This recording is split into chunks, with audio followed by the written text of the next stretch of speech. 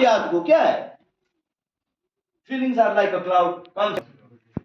अनि environment change भनेको मतलब पिपल प्लेस थिङ्स चेन्ज भनेको कहिले कहिले हामी घर सराई बसाइ सराई हुन्छ अनि त्यहाँ जाँदाखेरि अब न्यू इन्भाइरोमेन्ट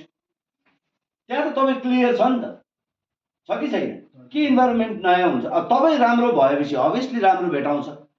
तपाईँ राम्रो छैन भने त्यही गसिप पिपल त्यही गाँजा खानेवाला त्यही ह्याङ्की प्याङ्की त्यही रफ राइडर्स वाला तपाईँको नेचर छ भने तपाईँ आफै त्यहाँ जान्छ एट्र्याक्सन कि जस्तो कि फुलले मौरीलाई एट्र्याक्सन गरे जस्तै तपाईँ विचार गर्नुहोस् आफै तपाईँ कुन क्याटेगोरीमा पर्नुहुन्छ यसले पनि खासै त्यस्तो उ गर्दैन एन्ड फ्यामिली एन्ड सोसाइटी म भन्छु फ्यामिली एन्ड सोसाइटीबाट तपाईँलाई के प्रब्लम आउनेवाला छ ल भन्नुहोस् त ल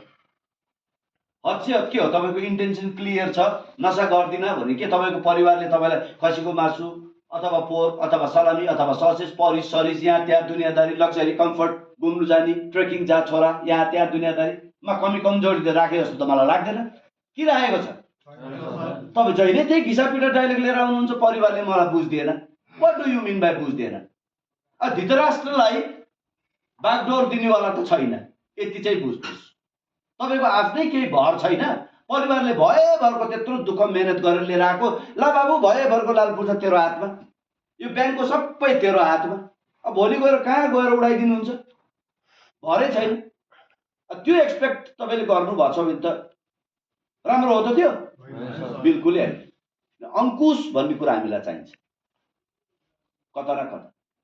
किन भन्दा त हामी फ्री विलमा बाँच्दाखेरिको हालत त हामीले देख्यौँ नि त देख्यौँ कि देखेनौँ ल भन्नुहोस् विचार गर्नु होइन अन्यथा नलिनु अनि सोसाइटीले लिएर आएर बोतल समातेर लात तैँले खाइहाल भनेर त खुवाउँदैन है अल्टिमेट डिसिसन तपाईँको हो कि होइन र तपाईँहरूलाई एउटा थाहा छ कुरा फेरि रिजर्भेसन हुन्छ माइन्डमा र उसले जोरी खोज्दै हिँड्छ